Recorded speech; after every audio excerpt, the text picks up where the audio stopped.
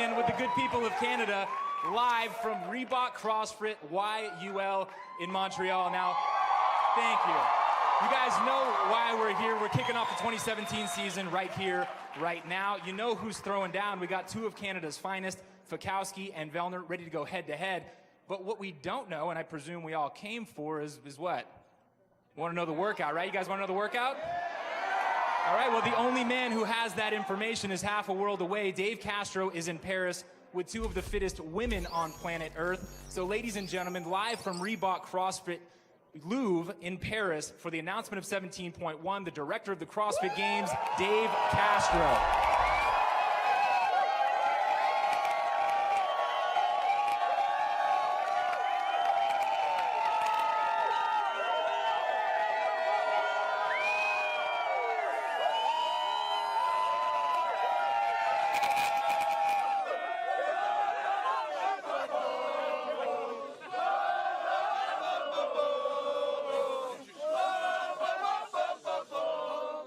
17.1 is a couplet. The first movement in this couplet is the dumbbell snatch. The second movement in this couplet is the box jump. But not just any box jump. The burpee, smooth, box jump, and over. 17.1 starts with 10 snatches, alternating arms, 50 pounds for the men, 35 pounds for the women. Next, you will do 15 burpee, box jump, and overs. Then you will do 20 snatches and 15 burpee, box jump, and overs. Then 30 snatches and 15 burpee, box jump, and overs. Then 40 and 15 and then 50 and 15. 17.1 is 10 snatches, 15 burpee, box jump, and overs, 20, 15, 30, 15, 40, 15, 50, 15. 17.1 is for time with a 20-minute time cap.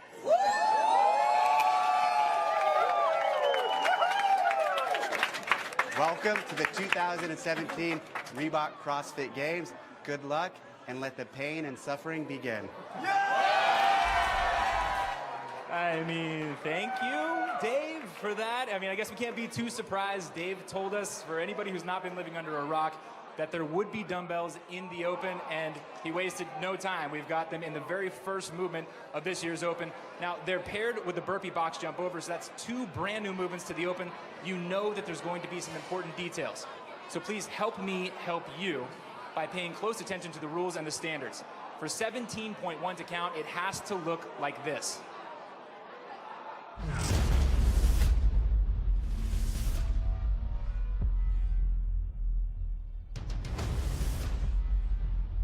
At the call of 3, 2, 1, go, the athlete may reach down and snatch the dumbbell from the ground to begin the first round. For each rep, the athlete must alternate arms. Once 10 reps have been completed, the athlete moves to the box for 15 burpee box jump overs. With the box jump overs completed, the athlete returns to the dumbbell for round 2. This time, 20 snatches and 15 burpee box jump overs are performed. Rounds 3, 4, and 5 are done in the same manner, with the repetitions of snatches increasing by 10 reps with each new round. The athlete's score is their time to complete all 5 rounds. If the time cap expires before all the work is completed, then the athlete's score will be the total number of repetitions completed within the 20-minute window. Note the time after each completed set of burpee box jump overs, as this will be used as a tiebreaker.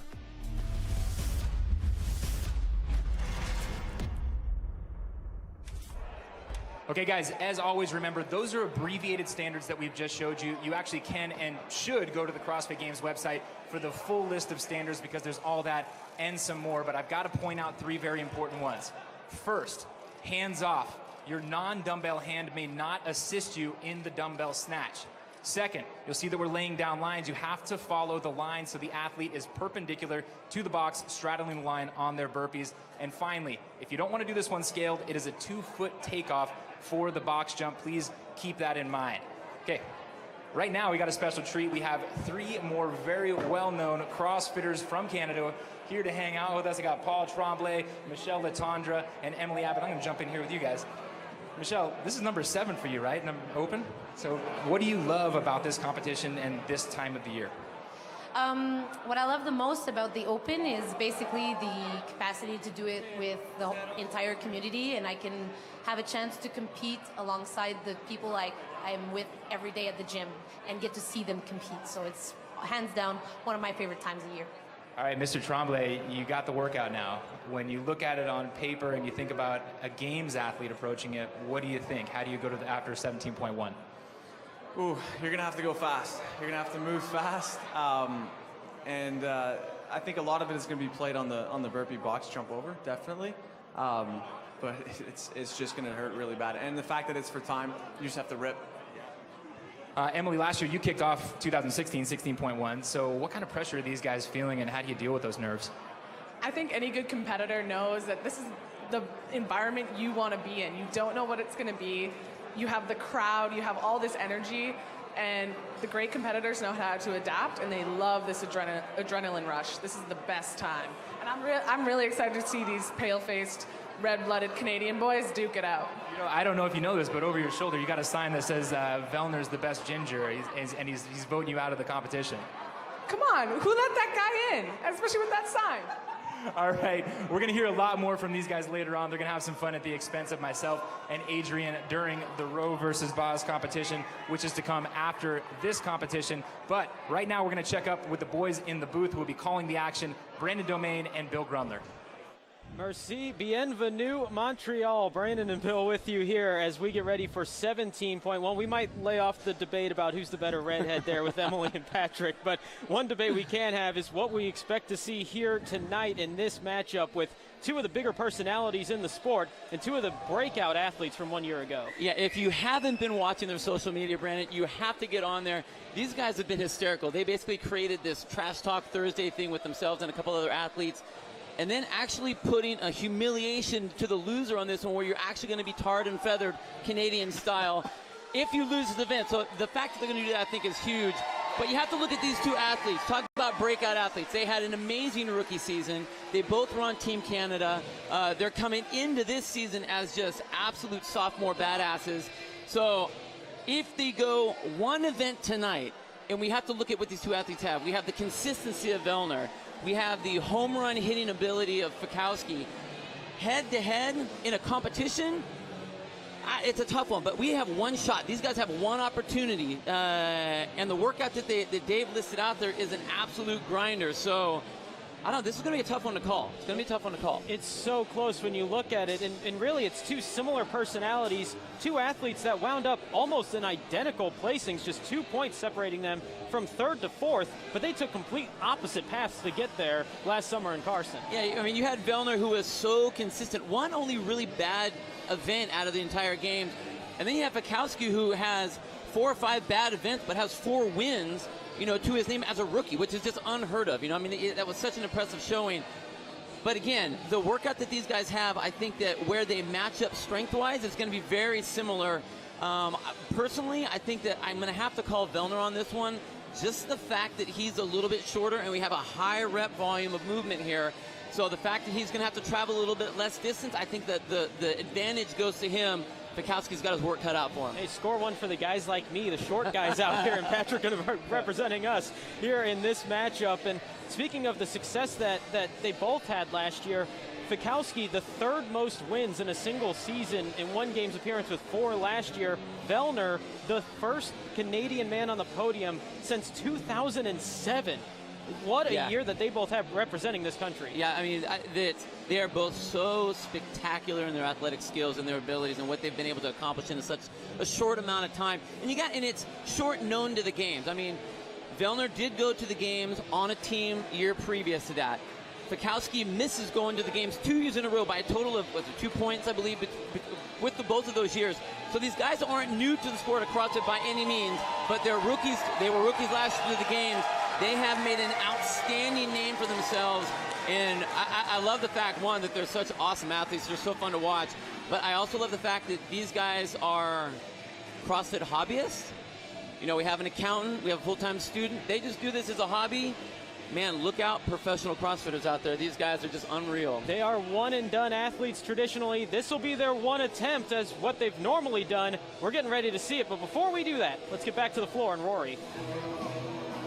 All right, ladies and gentlemen, we're just seconds away from the competition. One important note for those of you who are watching from home. The broadcast that you're watching currently is going to be primarily Fikowski and Vellner here in Montreal. We'll check in on Paris, but if you want to see every snatch and burpee box jump from Paris, it's okay, you can. Just take your second screen and direct that towards CrossFit's Facebook page. They'll be streaming that on Facebook Live. So 2 broadcasts, 2 different streams. You can watch them simultaneously. But right now, it's time to kick things off with Fikowski and Vellner right here in Montreal. Sam, Briggs, Kristin, Holte in Paris to count us into the 2017 Reebok CrossFit Games season. Once again, the director of the games, Dave Castro. You guys ready? Yep. 3, 2, 1, go!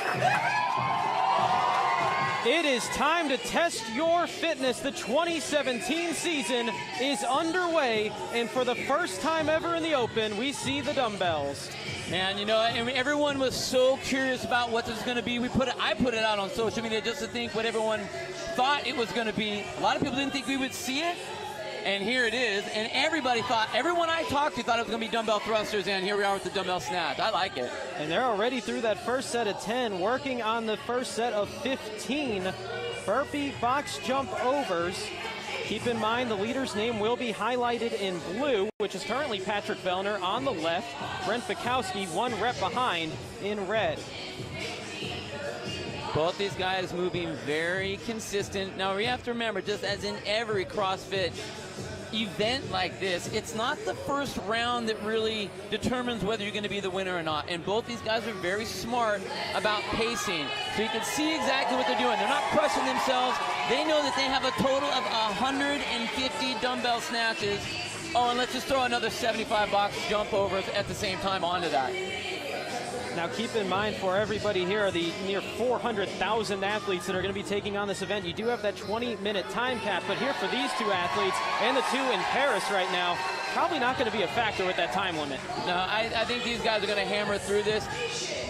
I mean, look at the way they're moving. They're so consistent, and granted, this is very, very early in the rep seam that we have to worry about.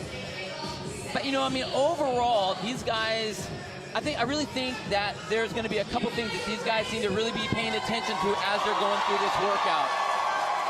Yeah, give it to me now. Right there, those 3 things I think are going to be really important. Consistent tempo, and what we're talking about there is, can you finish that last round the same tempo with all the movements, the dumbbells and the burpees, as you are in the first 2 rounds? If you can keep that consistent, you're going to be doing real well, and that's also keeping that rest time down. Then dumbbell efficiency. This workout, I believe, comes down to how you handle that dumbbell. You don't want to miss any reps, obviously. We haven't seen anybody switch that dumbbell in midair, which I think we're going to have to. I think we'll end up seeing a lot of athletes do that. You know, granted, these guys are getting it on the fly, but they don't want to miss that rep. So both heads have to touch the ground, and that's going to be the safest way to do that. Cycle time is going to be how fast they're moving, both the dumbbell and how fast they're moving through those burpees. Now, I said something about it earlier in the intro that I think that Vellner has the advantage, being that he's a little bit shorter. So he has a little bit shorter distance to have to move the dumbbell, a little bit shorter distance on that burpee, the same thing. The only real advantage Fikowski's going to have here is his height on that jump, which I just don't think is going to really matter enough. So if Fikowski wants to improve his position, which he's already currently behind her just by a rep, but we're early, he's got to pick up that cycle time and that cycle speed for both of these movements. There is rep number 60, which closes out round number 2 for Vellner, the reigning third fittest man on earth and rookie of the year from the 2016 Reebok CrossFit Games. He opens up a 3-rep lead over Fikowski. Now, if you watch that technique that both these guys are doing, both these guys are extremely strong. So that 50-pound dumbbell is not heavy for them. They're games athletes. So because of that, look at what they're doing. They're completely saving their legs. They're really not using their legs at all, and they are bending over a lot. Now, granted, you can do that early. We have 150 reps of this. If any of these guys have an issue, low back issue, something where they start to burn out with any sort of high volume, this is going to really crush them at that particular point. You always want to keep your shoulders above your hips. Anytime your shoulders go below, you're just doing it's an absolute assault on that low back. So meanwhile, while this is going on in Montreal to kick off the men's action in the Open, we still have the women's action going on simultaneously in France.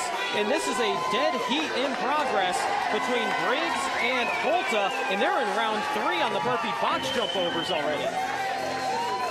Again, you can keep up with that one throughout its entirety over on the Second Screen Experience on the Facebook Live feed on the CrossFit site. So while they're working on finishing the 3rd round of burpee box jump overs, it's the beginning of the 3rd round of the burpee box jump overs back here in Montreal with Vellner and Fikowski. Vellner continuing to hold a 2-rep advantage. Both of these guys are doing the step-up technique for those burpees. I think that's pretty smart. The fact that we are doing a lot of reps of movement overall, but between the two movements, you have to be able to conserve as much energy as possible. That stepping up, you can see Patrick right there stepped up, same thing with Fikowski. Both are stepping up, that's saving them energy as they go up and over that box. Here in round number 3, working towards the magic number of 105, which is 3 reps, now 2 reps away for the reigning 3rd place finisher at the CrossFit Games. Vellner with 1 rep remaining, and he moves into round number 4, starting with 40 dumbbell snatches. And if you think about it, you get to that 4th round, you're only 60 of 150 reps of this movement. Yeah, I mean, Patrick is just approaching the halfway point of this event. Like, geez, oh man, Brandon, are you kidding me? We're just getting to the halfway point. So now there's a switch. Now the switch is we're now doing more dumbbell snatches than we are doing the burpee box jump overs. So it's about efficiency with that dumbbell. We talked about that earlier. I still don't see anyone really switching in midair. Brent, if you look over on the white t-shirt, is switching at the bottom very quickly. So if he's going to make up time, this is exactly what the longer, taller athlete needs to do. And he's got to make up the time here because he's really struggling on the burpee box jumps being too tall. And that kind of plays into what we were talking about earlier, what you're throwing out there with those 3 keys, the cycle time, the efficiency, mostly that tempo, which has been pretty level throughout this entire thing for Vellner, but it's been that up and down for Fikowski thus far. Well, I mean, that's a problem, and I say that problem, quote unquote, with air quotes.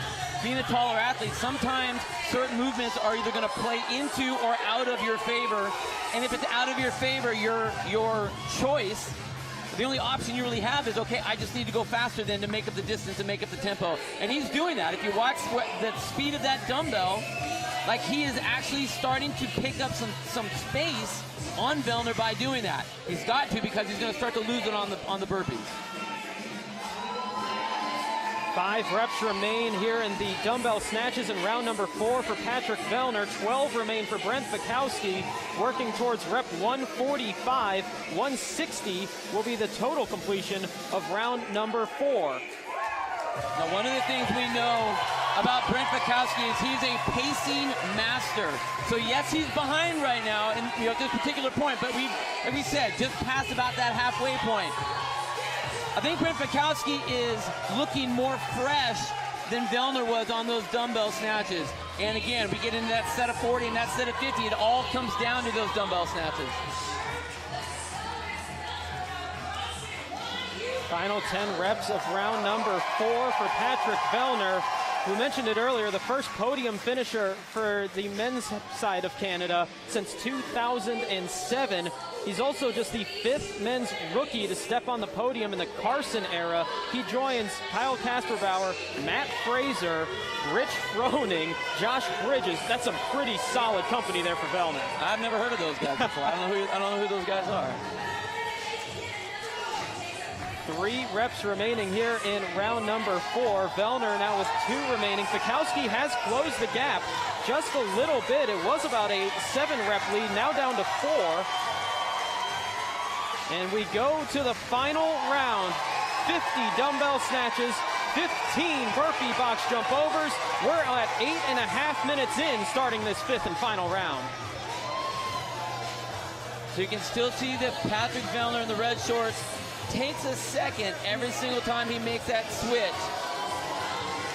So Vellner into the 5th and final round. Fikowski is about to make his way there. That 5th and final round is underway as well in France, with Sam Briggs out in front on the right, just ahead of Kristin Holte, as they do work on their set of 50 dumbbell snatches. And these are the final 10 reps, actually, for Briggs on the right side of the screen in the smaller box on the right. So Sam Briggs, the engine from England, as she's been dubbed for many years now, putting that on display here in this event. She's threatening a possible 10-minute time in this 20-minute time cap event. So impressive times going on in France, and Sam is making her way to the box for her final 15 reps. Wow, that is just impressive. We'll keep going there in France on Facebook Live on the CrossFit page. You can keep up with that in its entirety with Briggs and Holte. That final round also in progress here in Montreal. It's Vellner continuing to lead Fikowski by 9 reps, the differential.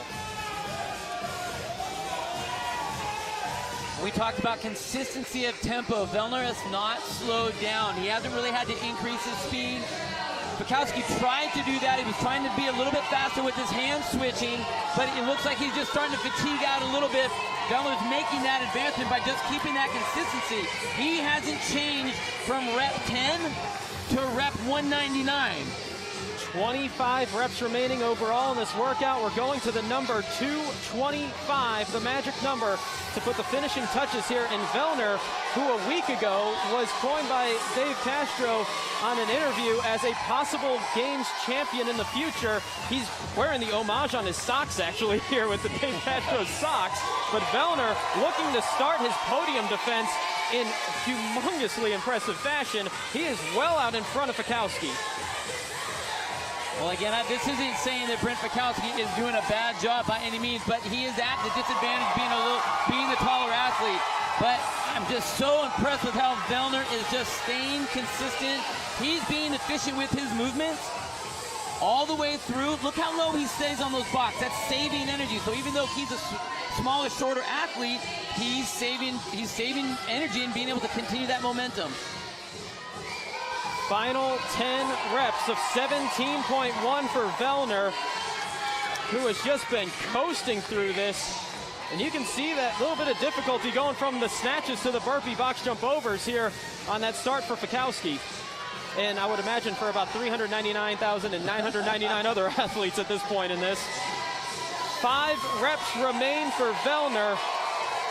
1 year ago, he was the #1 seed out of Canada East going to the regionals. He wound up in 3rd place there behind Fraser and LaRouche.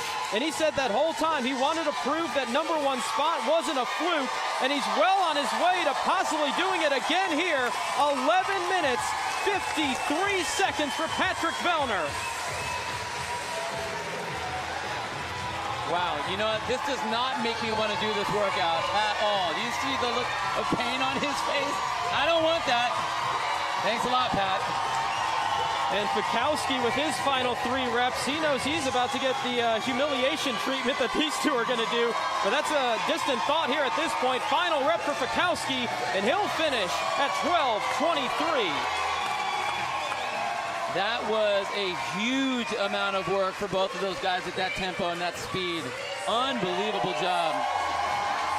Wow, we are starting off 17 in just devastating fashion on this one. This is a hard combination, and just look at the toll it's taken on 2 of the 4 fittest men on earth from 1 year ago.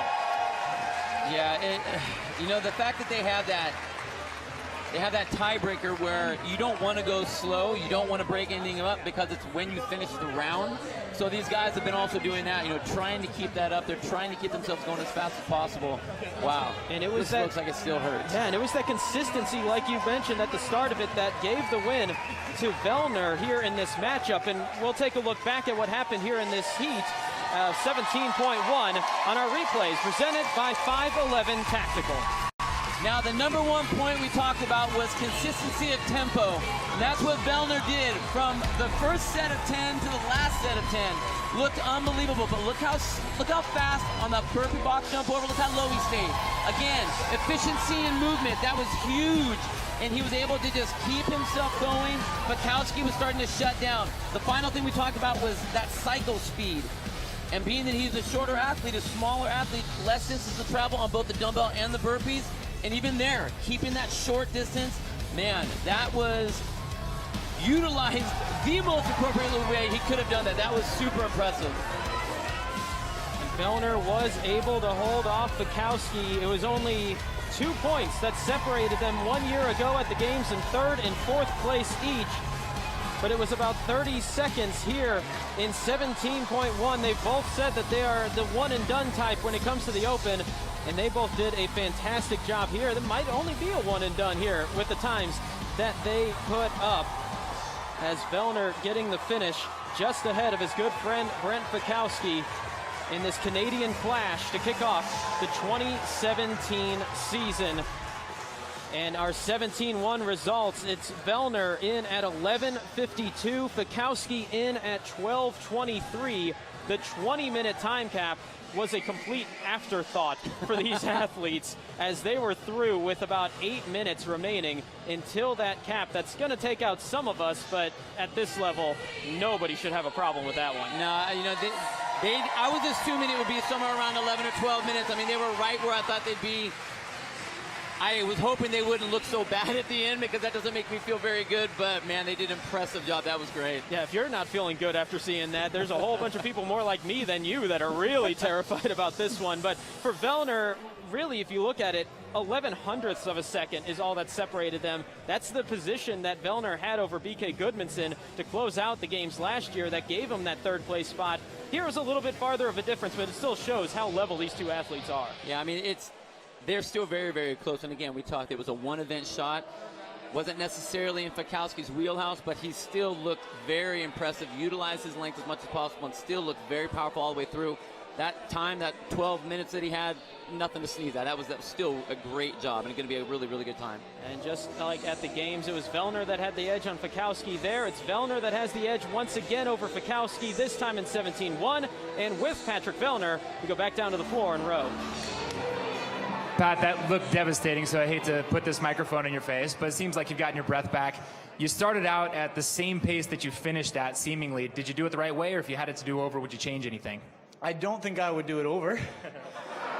But, I mean, I started fast. It's a 4-time workout. You don't really have the chance to pace that much. It's 10, 12-minute time domain, right? So if you're moving real fast, but it's about those long sets of snatches.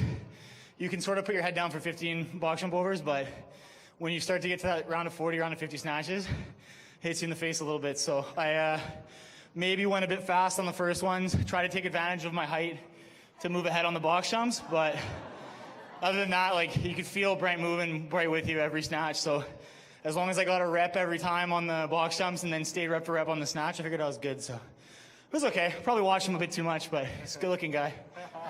He's definitely hard to ignore, and you guys were rep for rep. I saw that Michelle was giving you a little bit of tips before. What did she tell you to do? Just we've done a lot of burpee box jump over workouts recently, so we had a good laugh when that came out. But I've been working on some technique on that and moving quite well, so it was a nice movement to have come up for me. Just some little things for efficiency with the dumbbell that I probably completely ignored right away. So I don't know. I was mixing hook grip, no hook grip, just try to get the dumbbell moving again as fast as you can. Now, I know that you and Brent are friends, but yesterday you said there was some significance to this matchup. What does it mean to beat him here after such a close rivalry at the games? Brent's 4th place. That's all there is to it. No, in all honesty, it's really nice to have an athlete of Brent's caliber, and some of the other guys in Canada this year have been really pushing, and it's cool to have the opportunity to do this stuff together and really push the sport up and show that we belong in Canada, and these events are not out of place. So it's great. It's great to work with them. It's great to work against them. So I'm just happy to have him here. Train against him, train with him. It's all good. All right, he'll have his chance to respond on the Cooldown show later, but one question more for you. 3rd place in your rookie season. What can we expect from Patrick Vellner this year, 2017? I don't know. I think my thoughts coming into the Open was that I don't know. I train by myself a lot, and I don't know where I'm at. So matchups like this are a great way to measure where you are. I don't know where anybody is coming into the Open. So in the next week, I'll get an idea. In the next 3 weeks, I'll find out a bit more. After 5 weeks, I might be able to make some expectations. But I really want to just make it back to regionals and earn my way back to the games and try to gun for another top 10 or podium finish and just belong in that perennial group of competitors that people talk about. So that's the goal. All right, well, congratulations on this victory. Yeah, Canada, give it up for both athletes representing your country, Brent Fikowski and Pat Vellner. All right, guys, so these athletes are done, but the show is far from over. First, I want to thank our sponsor for 17.1. That's Paleo Ethics. They've got a really cool offer going on for everybody who's doing the Worldwide Open. Go to their website, paleoethics.com, fill out the information, click the link, and you're going to get $15 off of your next order. That's for all 400,000 plus of us, so very, very appreciative for that. Now, coming up, we've got the Erosti Cooldown show where I'll catch up with Pat and Brent Fikowski here in Montreal. Dave will talk to both athletes in Paris, and then the studio team back at home will have replays. They'll have analysis from HQ. And then, of course, after that, you guys know Roe versus Boz season number 7 is going to be going down right on the same floor that we're looking at right now. But right now, we're going to catch up with Nicole Carroll. As CrossFit's Director of Certifications, Nicole has seen it all. She's also seen 17.1, and she's got some advice on how people like you and I should approach it.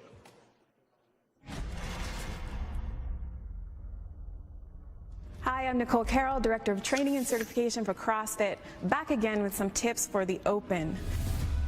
After warming up for this one, thinking through it a little bit, there's a few main things that I'm considering. Number one is absolutely pacing.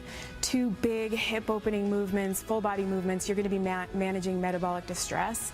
The way you manage that is by pacing. I might start a little quicker on the burpees than I know I'm going to end up, just because the sets are small and I want to squeeze out a little bit of time there. But I'm not going to go so fast I put myself in a deficit, and it could be by the 2nd round that I'm already slowing down into a more steady pace on the burpees.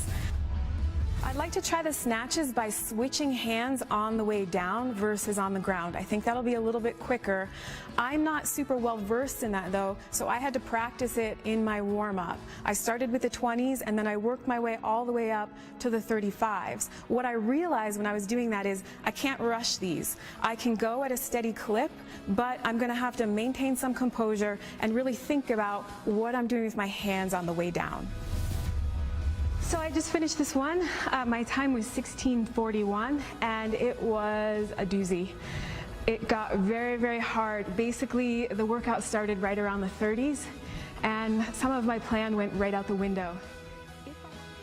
This one really caught up with me metabolically, and I was switching hands on the way down all the way up until about the mid-30s, and then I had to change to just switching on the ground. One of the things you can do is check out my time on this, and then also check out my profile, and if you, compared to me, look much more metabolically competent, potentially go into the workout switching in the air on the way down just like I did, and maybe you can maintain it. I think the best athletes will definitely be able to maintain that throughout the workout.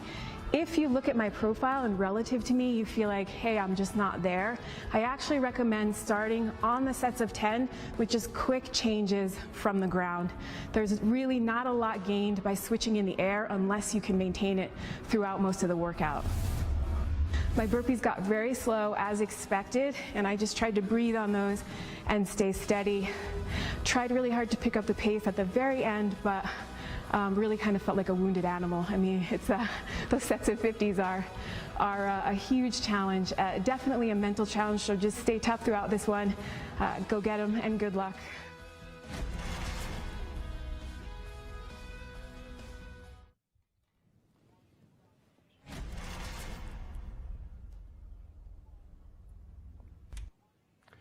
Back inside the CrossFit Update studios for the start of the Cooldown show presented by Arasti. I'm Sean Woodland with Tommy Marquez and Pat Sherwood. We're going to get to what happened in Paris in a second, but let's take a quick look back at what happened in Montreal. And to say that this is a tall guy's workout would be a mistake. And if you said that that's the reason why Patrick Vellner won, I think that, no pun intended, you're kind of selling him short here. Yeah, absolutely. If you look at the minutia of how that workout went down, I think it really came down to Patrick Vellner's consistency in the burpee box jumps. And he employed a technique from the very get-go where he would jump down, step up, during that step, load himself for the jump. That never broke the entire workout, whereas you saw Brent start to modulate a little bit on those burpee box jumps. And that was the big difference. Once he got that lead, he could just hold that pace for the rest of the way. And true that he's, Fikowski has to move the dumbbell a greater distance, but I thought the height would be a benefit once he stood up from the burpee to kind of boing over that sucker. It didn't turn out that way. And I also thought Brent honestly would have the edge after learning the workout, because this is just suffering and lungs and engine and all those are all things Fikowski. Right. Potentially, he's a master of pacing, but I wonder if he went out a hair too conservative. I'm curious to see if he does redo this one. We'll have more from Montreal. We'll also hear more from Patrick Vellner and Brent Fikowski. But right now, we want to hear from the athletes who just went through 70.1 in Paris. Let's go to Reebok CrossFit Louvre. Dave Castro standing by with Samantha Briggs and Kristin Holte.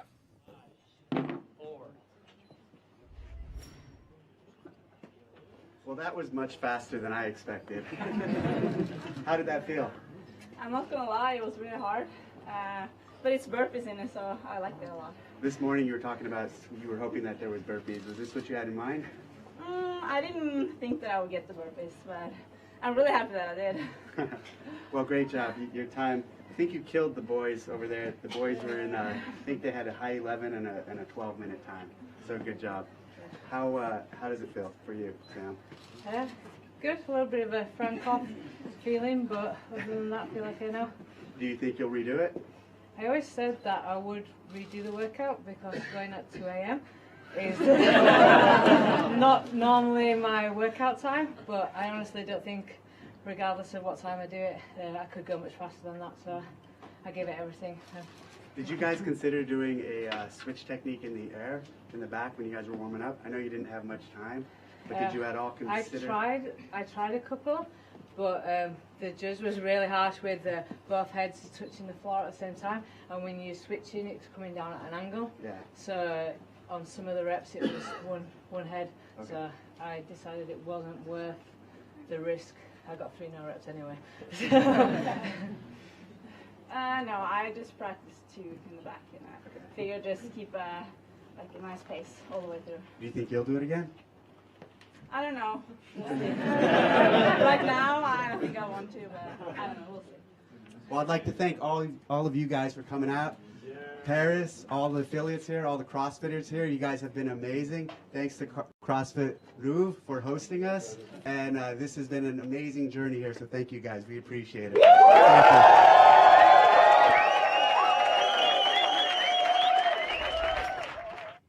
That's a great scene there. Remember, it's almost 3 in the morning in Paris right now, so a lot of people showing up for that. That's a great scene out there. And if you were watching that on the other screen, look, we knew Sam Briggs was going to smash this once we knew it was engine and suffering, but Kristin Holte was with her for most of that event. Yeah, Holte was phenomenal. To keep up with Sam Briggs on that event speaks volumes. If I was Kristin, I don't think I would redo that just because she got to feed off that energy, to have Briggs next to her. I thought she did amazing, but man, when the 2 screens were next to each other and you could see the gentlemen and the women going, Sam Briggs was a woman possessed. Their pacing on the burpee box jumps was insane. And just to bring this into perspective, it's 2:30 in the morning there. I don't know about you guys, but if I'm awake at 2:30, I'm on the wrong side of a few wobbly pops looking for some cheap pizza, not doing a workout like that and beating 2 of the best men in the world. And bear in mind, Sam Briggs is actually a master's athlete. You know, if you go to her profile, it says 35 to 39-year-old division, but she is just defying all those, you know, she doesn't know age. But Kristin Holte, though, again, we don't expect anybody to keep up with Samantha Briggs. What impressed you the most about what she did tonight? Well, you know, it's a very big environment. I think Kristin's first time doing a live open announcement type environment, and it's very easy to get hyped up into a situation where you're at a pace that you don't want to do, especially with someone like Sam Briggs, who will bait you into an absolutely bonkers pace like that with something on burpees. And Kristin just stood her ground and kept fighting the entire way. And it makes sense. They were both 1 and 2 in 16.5, which had all those bar-facing burpees and thrusters. So we couldn't have picked two better female athletes to do this. Former endurance athlete, and this just shows her maturity. Like I said before, this is her 5th year competing in the Open. She's been to the games 3 times. Every year in the Open, she's made incredible advancements. She's cool, calm, and collective. The fitness is there, and she's poised for another great season. Patrick Vellner and Brent Fikowski have caught their breath, and they are standing by with Rory McKernan at Reebok CrossFit Ewell in Montreal.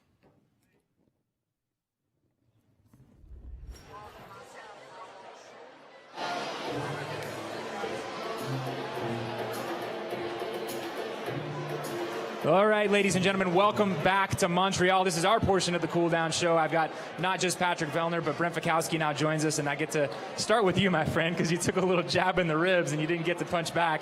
Let's start with the workout first. You said maybe you wouldn't actually change anything. I don't think I would change much. I was happy with my time.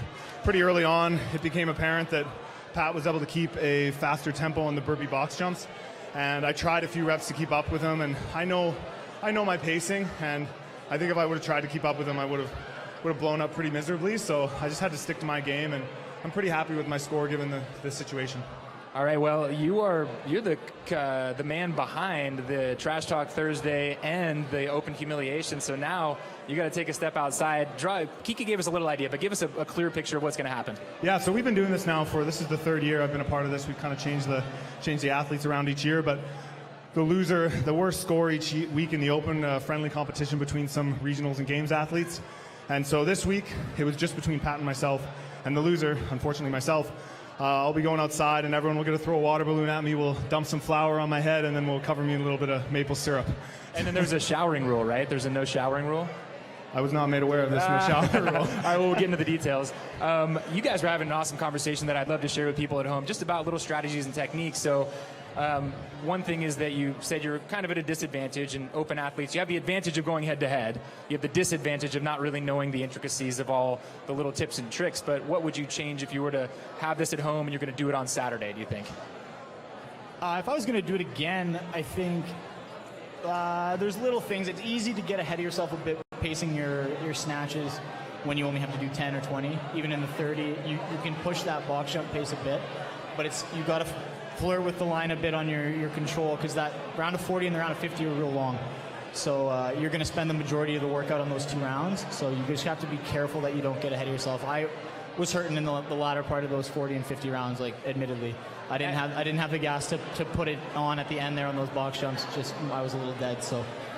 And that's a feel thing. Like you said, the same thing, that you're a master of pacing for yourself. But how do you do that when it's just announced 2 minutes before you go?